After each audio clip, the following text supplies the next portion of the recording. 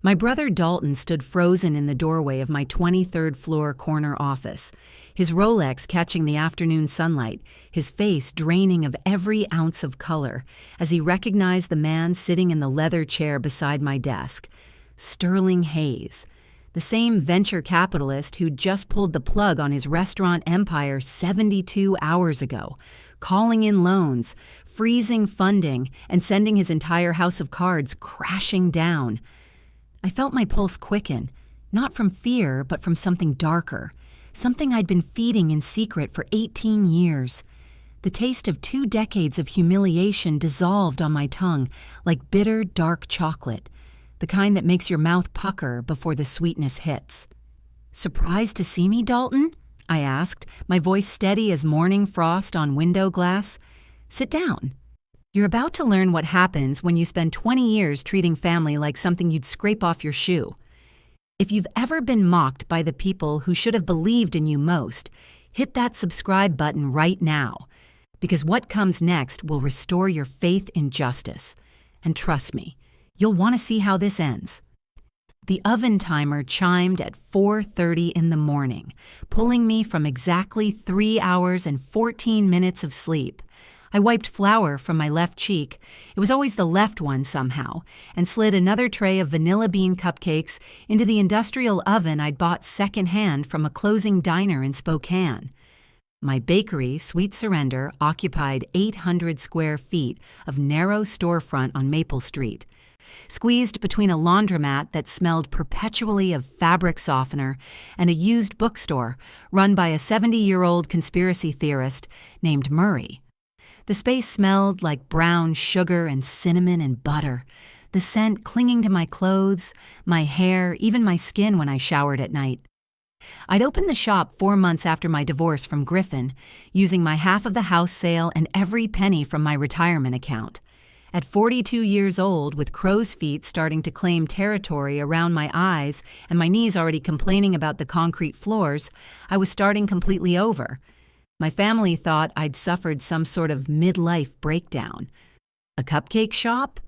My mother Corinne's voice had dripped with the kind of disappointment usually reserved for announcing terminal illness. This was during Sunday dinner at their house in Northbridge Hills, where the home started at $1.8 million, and the HOA fined you if your grass exceeded 2 inches. "Vivienne, you have an accounting degree from Northwestern. You could work for Dalton's restaurant group. He's always looking for competent people. Competent people, not talented, not brilliant, competent." Dalton, my older brother by exactly 3 years and 2 days, had lounged back in his chair at the head of the table, a position he'd claimed after Dad's first heart attack, twirling his wine glass with the casual arrogance of someone who'd never questioned his own success. His restaurant group, Blackwood Hospitality, operated 6 upscale establishments across the city, places where entrees cost $50 and the waitstaff performed like theatrical actors. "Mom's absolutely right, Viv," he'd said, and I'd felt my teeth clench at the nickname. Only Griffin had called me Viv, and only when we were alone. But hey, if you want to play with easy-bake ovens instead of doing real work, that's your choice. Just don't come crying to us when you're eating ramen for dinner. The table had erupted in that particular brand of uncomfortable laughter that families use to smooth over cruelty, the kind where everyone knows it's wrong, but nobody wants to be the one who says so. My sister Harlow had hidden her smile behind her linen napkin, her diamond tennis bracelet catching the chandelier light. At 36, she'd married into tech money and spent most of her time planning charity galas where the tickets cost more than my monthly rent. My father, Brennan, had simply shaken his head slowly, that familiar look of resignation crossing his features, the same expression he'd worn when I'd announced my divorce, when I'd changed my major from pre-med to accounting, when I'd gotten a B+ instead of an A in chemistry sophomore year, the look that said, "Another disappointment from Vivienne." I should have recognized the pattern then, the way Dalton needed to diminish everyone around him to feel larger, more important, more worthy of the oxygen he consumed. The way my family enabled his cruelty because success, in their eyes, granted immunity from basic human decency. But I was too exhausted to see it clearly, too focused on survival, on making rent, on proving to myself, if not to them, that I could build something with my own hands. Those first months, I worked alone in that narrow shop. I arrived at 3:30 each morning to prep the day's batches, stayed until 7 at night scrubbing mixers and mopping floors. My hands developed permanent burns from hot sheet pans, the kind that left shiny pink marks on my knuckles. I lost 12 pounds I couldn't afford to lose, my clothes hanging loose on my frame, my wedding ring, which I still wore on my right hand, stupidly, spinning around my finger. And every Sunday, I endured dinner with my family where Dalton found increasingly creative ways to mock my little hobby.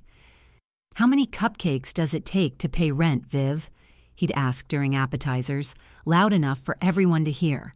"You really think cupcakes will pay the bills? You and your cupcakes will never pay the bills."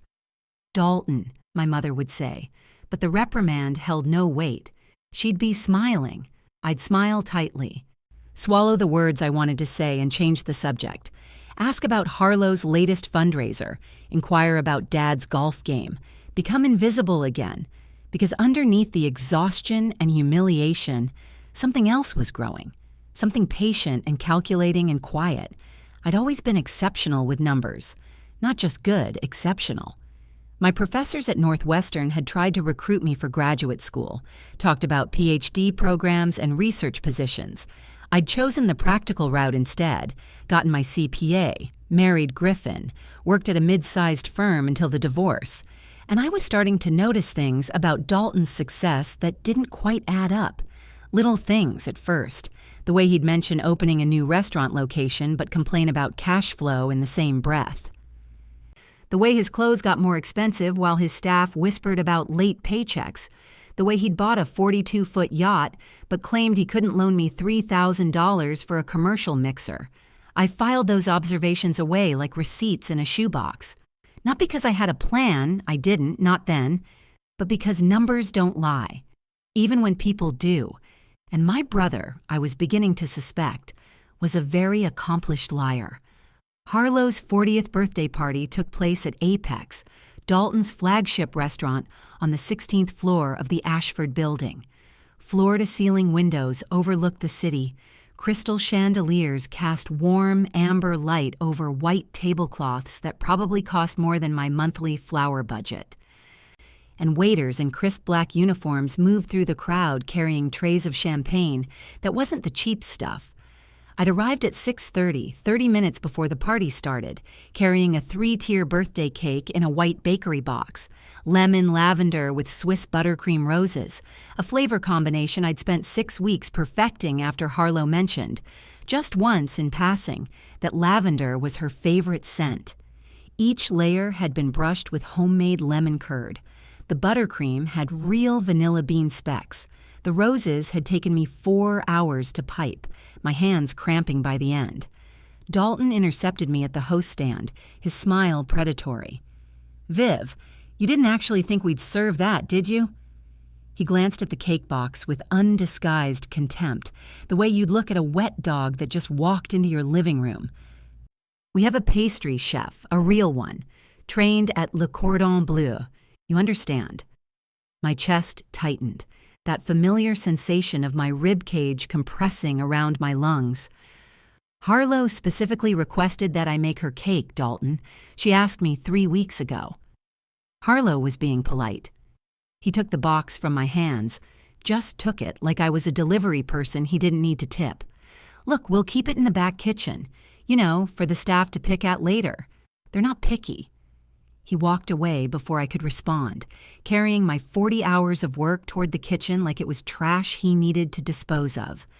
I stood in the restaurant's elegant entryway, my face burning hot enough that I could feel the heat in my ears, while guests in designer dresses and tailored suits flowed past me. Harlow's friends, Dalton's restaurant investors, people who summered in the Hamptons and wintered in Aspen. At midnight, after dinner and speeches and too much champagne, the lights dimmed.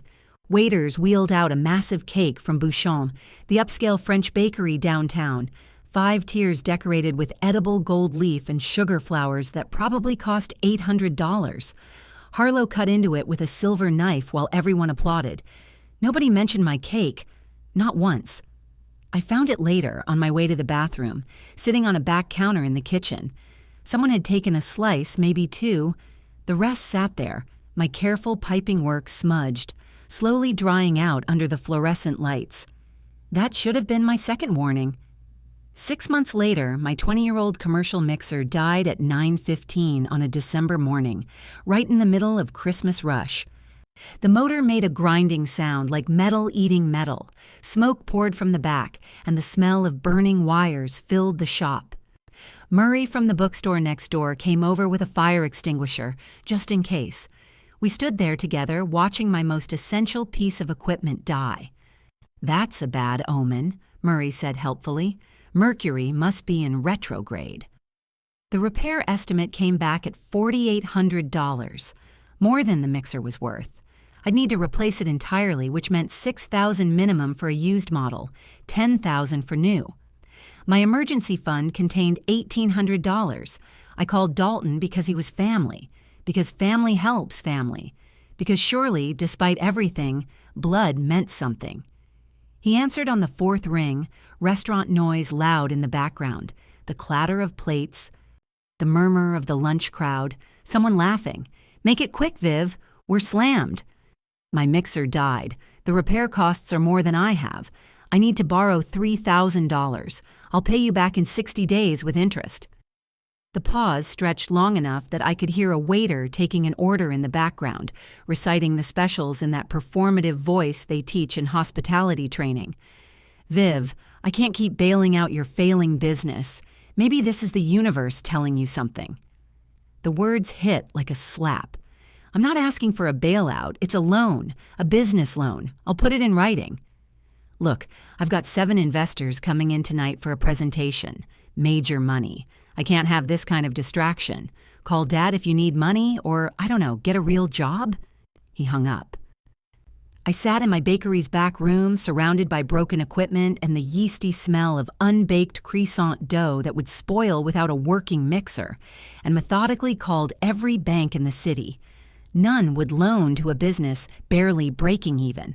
My credit score was good, but not great. Griffin had done some damage during the divorce. My collateral was non-existent. I maxed out my last credit card instead, the one I'd been saving for actual emergencies. The interest rate was 22%. The debt would take me 11 months to clear, minimum. That night, I sat in my apartment eating peanut butter straight from the jar, couldn't afford bread, and wondered what it would feel like to just give up, to admit Dalton was right, to accept that I was exactly as worthless as they'd always implied. The feeling passed, but I remembered it. I was too loyal to see what was coming. My father's stage 3 colon cancer diagnosis brought us all together in his lawyer's office, a mahogany-paneled room that smelled like old books and furniture polish. Brennan looked smaller than I remembered, his suit hanging loose on his frame. The chemo had started 2 weeks earlier. His lawyer, a sharp-eyed woman named Portia Lang, explained the estate plan with professional efficiency. Dad's assets would be split evenly among the 3 children, the house in Northbridge Hills, the stock portfolio, the lake house in Wisconsin, his life insurance payout. "That includes the Timber Ridge property," Portia said, glancing at her notes. "Current appraisal puts it at $2.2 million. Dalton's head snapped up from his phone. "Wait, the lake house? That's a $2 million property. And I'm supposed to split it with—" He gestured vaguely in my direction, his Cartier cufflinks catching the light. "Someone who can't even keep a cupcake shop profitable. That makes zero financial sense." My mother reached across the polished table to pat his hand, her manicured fingers gentle. "Dalton has a valid point, Vivian.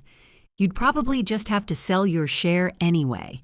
You're not exactly in a position to maintain a property like that. Maybe Dalton could buy you out? Keep it in the family, so to speak." "For fair market value," I said quietly, my hands folded in my lap like a good girl. Dalton laughed, actually laughed, his head tilted back.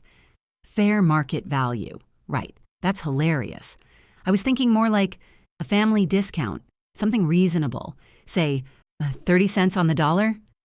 Harlow shifted uncomfortably in her chair but said nothing. She'd gotten very good at saying nothing. Portia Lang's expression remained professionally neutral, but I caught the flicker of distaste in her eyes, the slight tightening around her mouth. "The will is clear," she said, her voice carrying weight. "Equal distribution. Mr. Blackwood's wishes are explicit and legally binding." Dalton opened his mouth to argue, but Dad lifted his hand, the one without the IV bruise. "It's equal," he said, his voice weak but firm. "That's final, Dalton." I left that meeting understanding something fundamental about my place in this family. I wasn't a person with equal claim to anything. I was a problem to be managed, a burden to be minimized, an inconvenience to be bought out at a discount.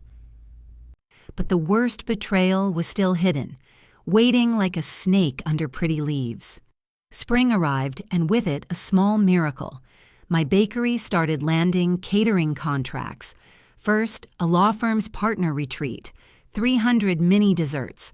Then a small wedding reception for 80 people. Then regular Friday orders from a tech startup with more venture capital than sense.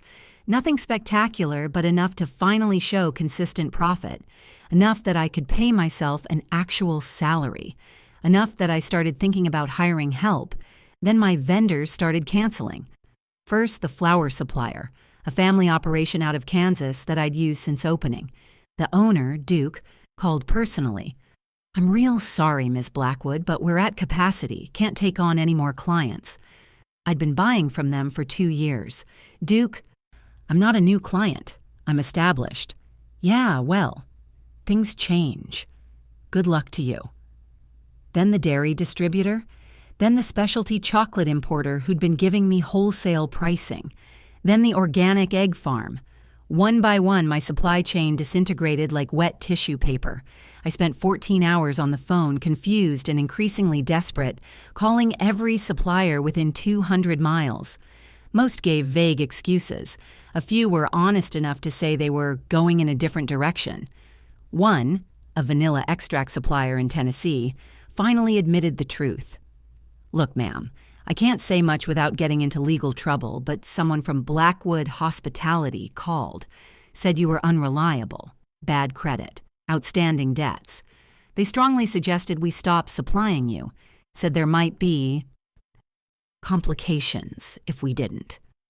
The words landed like a physical blow to my solar plexus, knocking the air from my lungs. What kind of complications? Didn't specify. But Blackwood Hospitality is a big client for us. We supply all 6 of their restaurants. I got a family to feed. You understand? I understood perfectly.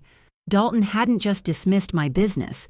He'd actively sabotaged it, weaponized his success to destroy mine, used his power and connections to strangle my supply chain. This wasn't sibling rivalry. This wasn't even normal cruelty. This was warfare. I sat in my empty shop at 11 o'clock that night, the streetlights casting long shadows across the floor, my reflection ghost-like in the display case glass. I'd always known my brother was selfish, cruel even, a narcissist who needed to win every interaction, who couldn't tolerate anyone else's success because it diminished his own. But this was different. This was calculated destruction. This was someone who looked at his own sister and saw an enemy that needed to be eliminated, and I hadn't even seen the insurance documents yet. The envelope arrived on a Tuesday morning in late March, delivered by a process server who looked apologetic, a kid, maybe 23, with acne scars and a cheap suit. "Are you Vivian Blackwood?" "Yes." "You've been served." He handed me a manila envelope, then left quickly, like he didn't want to catch whatever bad luck I had. I opened it standing beside my display case, the smell of fresh croissants incongruously cheerful. The morning sun streamed through the window, making everything look deceptively pleasant. Summons for civil suit. Dalton Blackwood versus Vivian Blackwood. My own brother was suing me for trademark infringement. According to the complaint, 18 pages of legal language that made my head pound, my bakery name, Sweet Surrender, was confusingly similar to his restaurant's Apex Surrender Lounge, a private dining room he'd opened 8 months ago. He was demanding I cease operations immediately and pay damages of $50,000 for brand dilution and customer confusion. I read the document 3 times, my hands shaking harder with each pass. The lawsuit was absurd, laughably so. Any first-year law student would spot the problems. Different industries, different markets, no evidence of actual confusion. A judge would throw it out in preliminary hearings, but defending it would cost $20,000 in legal fees, maybe more. And during the legal process, I'd have to operate under the cloud of litigation, which meant banks wouldn't loan to me, investors wouldn't touch me, and large catering clients would back away. Dalton knew I couldn't afford to fight. This wasn't about trademark law. This was about destroying me completely, grinding me down until I had no choice but to close the bakery, admit defeat, and prove him right about everything he'd ever said. I called the only lawyer I could afford, a family friend named Portia Lang, the same one who'd handled Dad's estate planning. She did occasional pro bono work for small business owners, and she'd always been kind to me. We met in her office that afternoon. She read the documents with increasing anger, her jaw tightening with each page. This is harassment, Vivian. Pure intimidation. It's a slap suit, strategic lawsuit against public participation. We can fight it and we'll win, but... She paused, tapping her pen against the papers. Can I ask you something personal? Does your brother have financial problems? The question surprised me, pulled me out of my spiral of anxiety. Dalton? He's the successful one. 6 restaurants. Always at some charity gala or investor dinner. He just bought a yacht. Successful people don't usually waste money on frivolous lawsuits against family members, Portia said carefully. Especially lawsuits they're guaranteed to lose, unless they're desperate to drive someone out of business. Or, she paused, unless they need the appearance of legal action for some other purpose. That word, desperate, lodged in my mind like a splinter. What other purpose? I don't know. But something about this doesn't track. She leaned back in her chair, studying me. You have an accounting degree, right? From Northwestern? CPA, actually, though I let the license lapse during the divorce. Could you look into his restaurants? Quietly? I have a feeling there's more happening here than a trademark dispute. That night I did something I'd never done before. I stopped being the good daughter, the quiet sister, the family scapegoat who accepted mistreatment with grace. I used my accounting skills not to balance my own meager books, but to investigate Dalton's empire. His restaurants were all LLCs, limited liability corporations with their financial records technically public. I started pulling documents from the Secretary of State's website, following paper trails connecting dots between different corporations. What I found at 2:15 in the morning, hunched over my laptop with cold coffee and an empty stomach, made my blood run cold. Dalton's restaurant group was hemorrhaging money, not just losing money, bleeding it like a trauma patient. 3 of his 6 locations were operating at significant losses. The flagship, Apex, was barely breaking even. He'd taken out massive loans using the restaurants as collateral, then used that money not for operations but for personal expenses. The yacht, $600,000. The Aspen vacation home, $1.2 million. The Tesla, $90,000. The business trip to Dubai, $40,000 charged to the corporate account for a vacation with his girlfriend. But the real discovery came at 3:42 in the morning, buried in a corporate filing I almost missed, a footnote in an insurance renewal document. Dalton had taken out a life insurance policy on our father, $3 million with Dalton as the sole beneficiary. The policy had been purchased 6 months before Dad's cancer diagnosis. I stared at the screen until the numbers blurred, my mind racing through the implications like a runaway train. Could it be coincidence?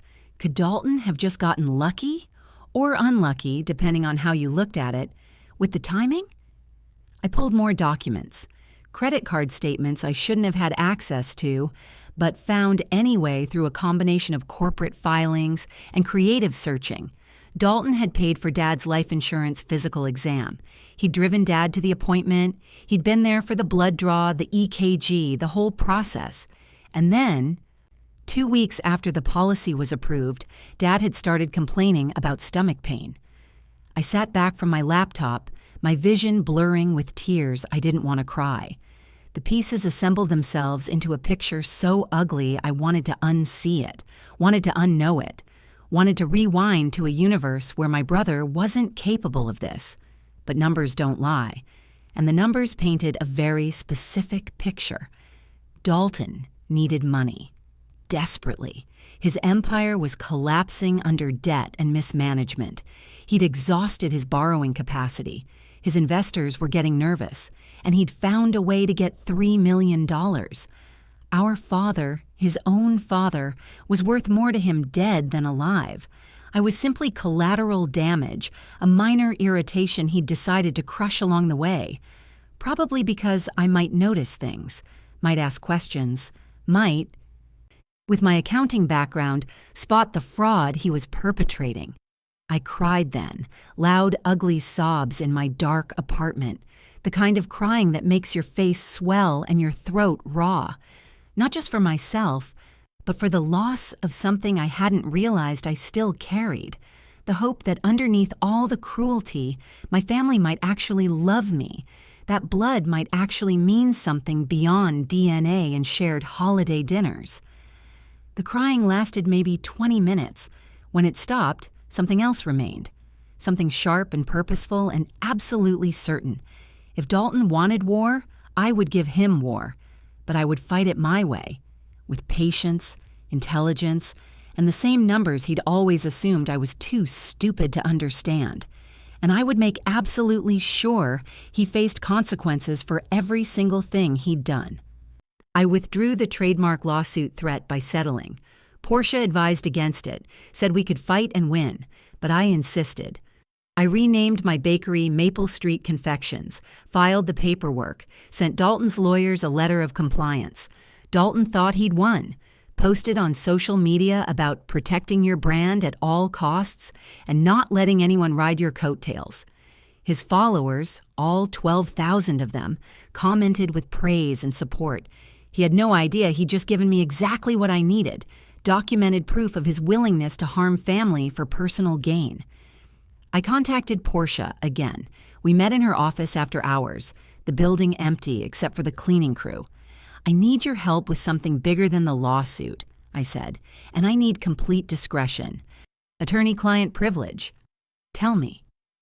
I laid out everything I'd found.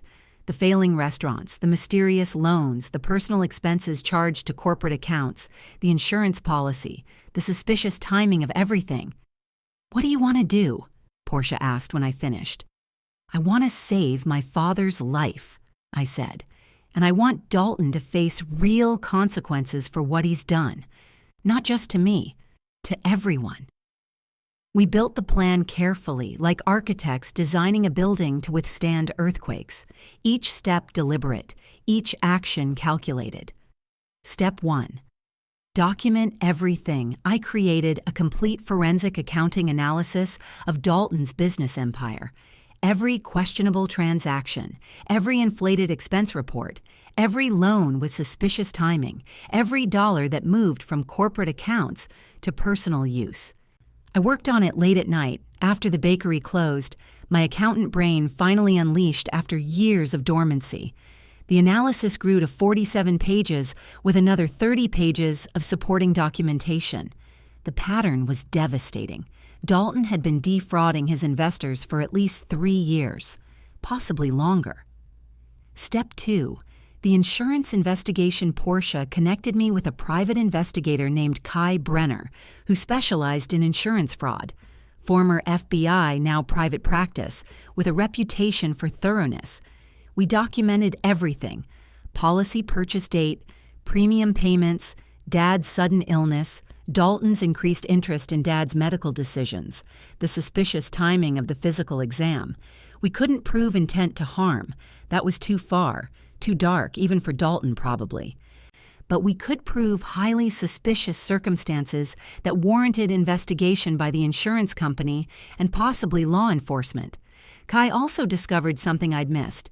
Dalton had increased his ownership stake in Dad's estate through a revised power of attorney document Dad had signed while on pain medication after surgery. "That's elder abuse," Kai said, showing me the documents.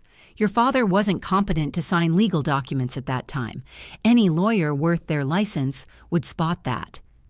Step 3. The investor trap. This was the delicate part. Dalton's restaurant group had 3 major investors, venture capital firms who'd collectively put in $3.2 million. I spent 2 weeks researching each firm, understanding their investment criteria, reading their public statements about ethics and due diligence. Then Portia and I created an anonymous information package, the forensic accounting analysis, evidence of fund misappropriation, proof that their investments were being used for Dalton's personal expenses rather than business operations. We sent it to all 3 firms simultaneously using an anonymous email account and encrypted file transfer. The message was simple. You've been defrauded. Here's the proof. What you do with this information is your decision. Step 4. The silent witnesses. I reached out to Dalton's employees, not as his sister, but as someone who understood what it meant to be mistreated by someone with power. I met them for coffee in restaurants far from any of Dalton's locations. I listened to their stories. Wage theft, paying for 35 hours when they'd worked 50. Hostile work environment, Dalton screaming at staff in front of customers. Sexual harassment complaints that mysteriously disappeared. Mandatory tip pooling that somehow never made it to the servers. One woman, a pastry chef named Iris, who'd worked at Apex for 4 years, cried while telling me about how Dalton had stolen her signature dessert recipes and claimed them as his own creation. "I wanted to sue," she said, "but I can't afford a lawyer, and who would believe me over him?" I documented everything, recorded conversations with consent, gathered evidence that painted a picture of systematic abuse. Step 5. The regulatory reports, health code violations. I'd noticed them during my own visits to his restaurants. Food stored at improper temperatures, cross-contamination, expired ingredients. Tax irregularities, comparing his public corporate filings with his social media posts, revealed obvious discrepancies. Liquor license issues, serving alcohol to minors, staying open past permitted hours. All of it went to the appropriate authorities, submitted by concerned citizens through Portia's legal channels. Anonymous, but documented. Step 6. The family protection. This was the hardest part. I told my father everything. We met at his house while Mom was at her book club. He sat in his recliner, the oxygen tank beside him humming softly, and listened without interruption. His hands shook slightly. From the chemo or from emotion, I couldn't tell. When I finished, his eyes were wet. "I knew Dalton was selfish," he said finally. "I didn't know he was evil. I didn't know he was this." He cried then, my father, who I'd never seen cry. Even at his own father's funeral, cried for the son he'd raised, the man that son had become. "What do you need me to do?" he asked. "Change the insurance policy, immediately, and I need you to trust me with something else." He changed the policy that afternoon, calling the insurance company from his lawyer's office. The $3 million was divided equally among all 3 children, and he added a codicil to his will. If anyone contested it, they'd receive nothing except a single dollar and a statement explaining why. "Just in case I don't make it," he said. "You'll make it, Dad." He squeezed my hand. "If I don't, you make sure he pays for this. You hear me? You make sure." I promised. Step 7. The public stage. The final piece required patience. Dalton's restaurant group was hosting a major gala, a 20th anniversary celebration for Apex, 500 guests, investors, local celebrities, food critics, the mayor, family. Invitations went out 2 months in advance, printed on heavy cardstock with gold embossing. I waited for mine. When it came, I RSVP'd with a +1. My +1 would be Sterling Hayes, the lead partner from Dalton's primary venture capital firm, the same firm that had invested $1.8 million in Blackwood Hospitality, the same firm that, by then, would have received my forensic analysis, would have conducted their own investigation, would have discovered they'd been systematically defrauded, and would be very, very interested in having a public conversation with Dalton about fund misappropriation, breach of fiduciary duty, and possible criminal fraud. I spent the 2 months before the gala preparing, making sure every piece of evidence was airtight, coordinating with Portia, with Kai, with the investors, and running my bakery because life continues even when you're plotting revenge. The night before the gala, I stood in my apartment trying on my dress, a simple black sheath, nothing flashy, and wondered if I was doing the right thing. Then I thought about the insurance policy, about Dad's illness, about every moment of humiliation and cruelty I'd endured, and I knew I was. Some of you are probably thinking I should have just walked away, forgiven and forgotten, been the bigger person. But here's what I learned. Sometimes being the bigger person just means letting terrible people keep being terrible. Drop a comment and tell me, would you have done the same thing, or would you have let it go? Because what happens next at this gala? Let's just say Dalton should have been nicer to his sister.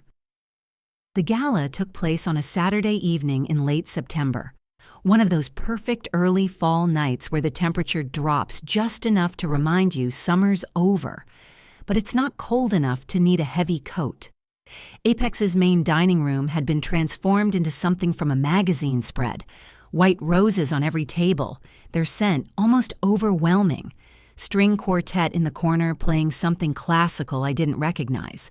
Champagne flowing freely, the good stuff. Bottles that cost more than my weekly flour order. I arrived at 7:15, 15 minutes after the start time. Fashionably late, as they say, though nothing about what I was wearing felt fashionable. My black dress was 5 years old, bought for Griffin's office Christmas party back when we were still pretending our marriage would survive. Sterling Hayes stood beside me, tall and severe in his tailored Tom Ford suit. He'd agreed to attend after reviewing my evidence, and his firm was already preparing a lawsuit against Dalton for fraud and breach of fiduciary duty. "Ready?" he asked as we approached the entrance, his voice low. I nodded, though my pulse hammered in my throat hard enough that I could feel it, taste it. Dalton stood near the bar, king of his crumbling empire, holding court with a group of investors I recognized from my research. He wore success like expensive cologne, white dinner jacket, pocket square, his hair styled with just enough product to look artfully casual. He saw me first. His smile faltered for just a fraction of a second, confusion crossing his features. Then he saw Sterling. I watched the blood drain from his face like someone had pulled a plug, watched him understand, in that instant, that something was very wrong. "Vivian," he said, my full name, which he only used when he was nervous. "What a surprise. I didn't expect you to come. And Mr. Hayes." His voice pitched too loud, drawing attention. "I didn't realize you knew my sister." "We've become quite well acquainted recently," Sterling said smoothly, his venture capitalist smile perfectly calibrated, friendly but not warm. "I've learned quite a bit about your family, Dalton. Fascinating stuff." Dalton's jaw tightened. His hand gripped his champagne flute hard enough that I worried it might shatter. "Is that right?" "Very much so. In fact, I've been meaning to have a conversation with you about some discrepancies we've noticed in the financial reports, but we can discuss that later. This is a celebration, after all." Before Dalton could respond, before he could try to charm his way out or deflect or laugh it off, The restaurant manager approached, a thin woman with gray hair and worry lines. "Mr. Blackwood, I'm sorry to interrupt, but there are some people here to see you. They say it's urgent." Two men in dark suits stood by the entrance. Federal investigators, I would later learn. The health department violations had triggered a broader inquiry into labor practices, tax compliance, and various other regulatory issues. But that wasn't the real blow. My father entered next. He walked slowly, his oxygen tank in a rolling carrier, Harlow supporting his arm. He'd insisted on being here despite my protests, despite the doctor's advice, despite the fact that he looked 20 years older than his 68 years. The crowd parted like the Red Sea, people stepping back, whispers starting like wildfire through dry grass. Brennan Blackwood crossed the room with painful deliberation, each step measured. The string quartet's music faltered and stopped. Silence rolled through the space like a living thing. When he reached Dalton, he stopped. The oxygen tank hummed softly between them. "I know about the insurance policy, Dalton." His voice shook but carried clearly in the silent room. "I know what you did." Dalton's face had gone from pale to red, his neck blotching. "Dad, I don't know what she told you, but she told me the truth." Dad pulled papers from his jacket pocket with trembling hands. "She showed me the documents, the dates, the premium payments, the timing, all of it. It's not what it looks like. You took out a $3 million life insurance policy on me 6 months before I was diagnosed with cancer, Dalton. You paid for my physical exam. You were there for my blood draw." Dad's voice broke. "Were you hoping I'd die faster? Were you disappointed when the treatment started working?" The room erupted. Gasps, exclamations, people pulling out their phones. This was the kind of scandal that would be on social media within minutes, in the newspapers by morning. Sterling stepped forward then, his lawyer's instincts perfect, his timing flawless. "Ladies and gentlemen, I apologize for the interruption of this lovely celebration. But since we're all here, including several of Mr. Blackwood's investors, perhaps he'd like to explain why $1.8 million of investment capital was treated like his personal checking account, covering a $600,000 yacht, an Aspen vacation home, and a $40,000 business trip to Dubai, or why employee pension contributions were redirected to personal expenses." The questions hit like artillery shells. More investors pushed forward, faces tight with anger. The federal investigators moved closer, suddenly very interested in this public confession. I can explain." Dalton tried to speak, to explain, to charm his way out like he'd done his entire life. But for once, the numbers didn't lie, and people weren't buying his performance. "You committed fraud," Sterling continued, his voice calm and devastating. "You lied to your investors. You stole from your employees. You abused your father, and you tried to destroy your sister's business because she might have noticed." "She's poisoned you against me." Dalton's voice pitched desperate, wild. "She's jealous. She's always been jealous of my success." I stepped forward then, into the center of the crowd. "I was never jealous of your success, Dalton," I said quietly. "I was disappointed by your character. There's a difference." He stared at me. This brother who'd taught me to ride a bike when I was 7, who'd once made me laugh so hard that orange juice came out of my nose, who'd cried at his own wedding, and now looked at me with pure hatred. "You destroyed me," he said, his voice raw. "Your own brother. You destroyed me." "No." My voice stayed steady, even though my hands were shaking. "You destroyed yourself." "I just did the accounting." The police arrived then, not for the federal investigation, not yet, but for something else. An employee complaint about assault. Iris, the pastry chef, had finally filed charges for an incident where Dalton had grabbed her arm hard enough to leave bruises. They led him out in handcuffs, through the silent crowd of investors and celebrities and family, past the white roses and champagne and the ruins of his 20th anniversary celebration. Harlow found me by the coat check as I was leaving. "I'm sorry," she said, and her voice was small. "I should have believed you about everything." I hugged her, this sister I'd thought I'd lost to Dalton's charm and manipulation. "You believe me now. That's what matters." Outside, the September air was cool and clean. I stood on the sidewalk, watching the police car drive away with Dalton in the back, and felt nothing. Not triumph, not satisfaction, just a strange, hollow exhaustion. I'd spent months planning this, had orchestrated every piece, moved every chess piece into position, and now it was done. Sterling appeared beside me, offered to call me a car. I declined. "You could have come to us privately," he said, "told us about the fraud quietly. We could have handled this without the public spectacle." "I know," I said. "But Dalton spent 20 years humiliating me publicly. I thought he deserved the same courtesy." Sterling smiled. "Remind me never to cross you, Vivian." I walked home that night 3 miles through the city, my feet aching in my cheap heels, past restaurants and bars and late-night bodegas, watched the city live its life, completely indifferent to the drama of the Blackwood family. And I thought about what comes next, because the fight wasn't over. The legal battles were just beginning.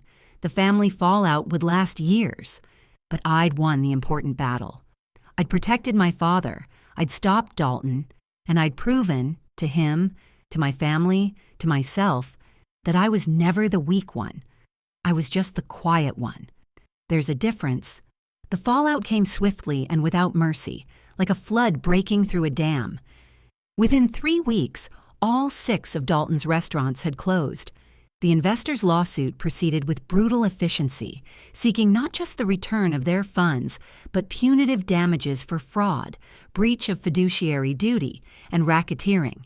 They weren't playing games. Dalton's personal assets were seized to cover partial restitution. The house in Northbridge Hills, gone. The yacht he'd named Blackwood Pride, repossessed. The Tesla, the Rolex collection, the vacation home in Aspen, all of it liquidated.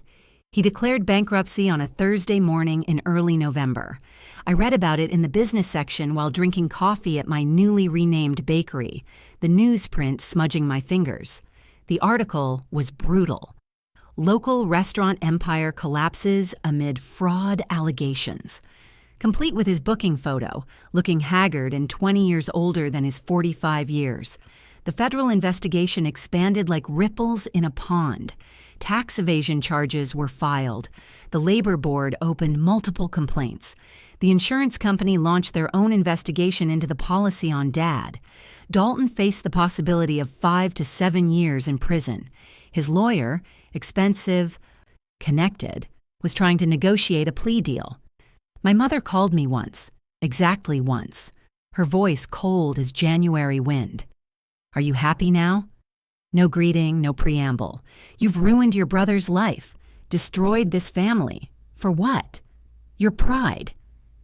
I'd been expecting this call, had rehearsed my response in my head. I documented his crimes, Mother. He ruined his own life. I just refused to be his victim anymore. "He's your brother, Vivian. Blood should mean something." "It should," I agreed. "Which is why he shouldn't have taken out a life insurance policy on Dad, which is why he shouldn't have sabotaged my business, which is why he shouldn't have stolen from his employees. Blood should mean something. He forgot that, not me." She hung up without another word. "We haven't spoken since." She sent back my Christmas card unopened, marked "Return to Sender" in her perfect handwriting. Harlow took longer to come around. For months she avoided me. Wouldn't answer my calls, didn't show up for Dad's chemotherapy appointments, was conspicuously absent from family events. But 6 months after the gala, she appeared at my bakery just before closing. It was a rainy Tuesday, the kind of soft spring rain that makes everything smell like earth and renewal. She stood awkwardly by the counter, still dressed in her expensive athleisure, her tennis bracelet catching the overhead lights. "I was angry," she said without preamble. "I blamed you. I thought you were vindictive and cruel. But I've been—" She paused, tears filling her eyes. I've been reading the court documents. Everything you found, everything he did, and Her voice broke. I'm sorry I didn't believe you. I'm sorry I laughed when he mocked you. I'm sorry I was such a coward. I came around the counter and hugged her then, this sister I'd thought I'd lost forever. She cried into my shoulder, her tears soaking through my flour-dusted shirt. I didn't want to destroy him, I said quietly. I wanted to protect Dad, and I wanted him to face consequences. There's a difference. I know that now. We rebuilt our relationship slowly, carefully. Coffee meetings once a week, phone calls that went beyond superficial pleasantries. She helped out at the bakery on busy days, learning to pipe frosting, laughing when she failed spectacularly at croissants. My father lived another 18 months after the gala, long enough to see Dalton plead guilty to 3 counts of investor fraud and 1 count of elder abuse. Long enough to watch my bakery expand into a 2nd location, then a 3rd, long enough to tell me he was proud of me. We were sitting in his living room. He'd moved into a smaller place after selling the Northbridge house, watching Jeopardy and eating the lemon bars I'd brought over. I should have protected you from him, he said during a commercial break. When you were growing up, I should have seen what he was doing, should have stopped it. Dad, no, let me finish. He turned to look at me, his eyes serious. I enabled him because he was successful, because I wanted to believe I'd raised a successful son, and I let him hurt you because it was easier than confronting him. I'm sorry, Vivian. I'm so goddamn sorry. I held his hand, his skin papery and cool. You changed the policy. You believed me when I told you the truth. That's what matters. You deserved better than what we gave you. I know, I said honestly, but I'm okay now. I built something good, something that's mine. He died peacefully in his sleep on a Wednesday morning in March, surrounded by family. Harlow and I were there. Mom was there, though she barely looked at me. Dalton wasn't allowed to attend. His bail conditions prohibited contact with family members who were witnesses in his case. Dad's estate was divided equally among 3 children, as he'd wished. The proceeds from the sale of the Northbridge house, the remaining stocks, and everything else he'd carefully set aside. Dalton's share went directly to his restitution fund, seized before he could touch it. At the funeral, Dalton tried to approach me during the reception. He wore civilian clothes, his court-mandated ankle monitor hidden under his slacks, and looked smaller somehow, diminished by consequence and the weight of guilt. Viv, he said, and his voice held no charm, no manipulation, just exhaustion. I'm sorry. I know it doesn't fix anything. I know sorry doesn't mean anything after everything I did, but I'm sorry. I looked at this stranger wearing my brother's face, saw genuine remorse in his eyes, maybe for the first time in his life. I believe you're sorry, I said quietly, but sorry doesn't fix what you broke, Dalton. It doesn't give back the years you stole from me, doesn't undo the cruelty, doesn't bring Dad back. He nodded, understanding finally that some debts can't be paid with words, that some damage is permanent. For what it's worth, he said, you were always smarter than me. I just never wanted to admit it. He walked away then, back to his court-appointed handler, back to his pending sentencing, back to the consequences he'd spent a lifetime avoiding. I watched him go and felt relief. Not forgiveness. I wasn't there yet, might never be there, but relief that the chapter was finally, truly closed. My bakery, still called Maple Street Confections, a name I'd come to love for its simplicity, now operates in 7 locations across 3 states. Last year, we grossed $2.3 million. This year, we're on track for $10 million in revenue. The critics who once mocked my cupcake hobby now feature us in food magazines. Bon Appetit did a profile. The Food Network reached out about a show. The James Beard Foundation invited me to participate in a panel about women entrepreneurs in food. The family members who dismissed my ambitions now ask for loans, for investment opportunities, for a piece of what I've built. I give to Harlow when she needs help. Real help, not want money. We're family, and she showed up when it mattered. I never respond to my mother's occasional emails. She made her choice. She can live with it? That day in my 23rd floor office, when Dalton walked in and saw Sterling sitting across from me, was the last time he ever came to me for help. He didn't know yet that the real damage had already been done, that the gala, the lawsuits, the investigations were all set in motion long before that desperate phone call. By the time he stood in my doorway, pale and panicked, it was already over. He just didn't know it yet. I've learned that revenge isn't about destruction, though destruction can be part of it. Real revenge is about accountability. It's about refusing to let cruelty go unanswered. It's about standing firm when the people who should protect you choose to hurt you instead. It's about understanding that forgiveness is a choice, not an obligation, and choosing not to forgive is sometimes the healthier option. Dalton served 30 months in minimum security federal prison, Club Fed as they call it, though I doubt it felt like a club. He was released last year, moved to Arizona, works in restaurant management under someone else's name, changed it legally to avoid the Google results that follow him otherwise. We don't speak, haven't since the funeral. Sometimes people ask if I regret it, exposing him, causing his downfall, destroying his life.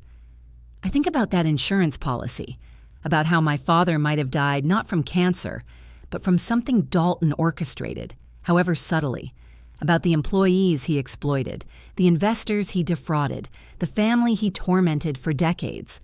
And I sleep peacefully every night, because some people mistake kindness for weakness. They see gentle people and assume we won't fight back. They mistake quiet for stupid, assume restraint means inability. They forget that the quietest person in the room is often the one counting, calculating, and remembering everything. My advice? Document everything. Save every email, every text, every conversation. Keep records like you're preparing for trial because you might be. Trust your instincts. If someone shows you who they are, believe them the first time. If they hurt you once, they'll hurt you again. Patterns don't lie. Protect yourself first. Not your reputation, not your relationships, not what people will think. Your safety, your sanity, your financial security, those come first, always. And never ever let someone's cruelty go unchallenged just because they share your blood. Family is supposed to lift you up. When they tear you down instead, you're allowed to walk away. You're allowed to fight back. You're allowed to win. I built something beautiful from the ashes of humiliation.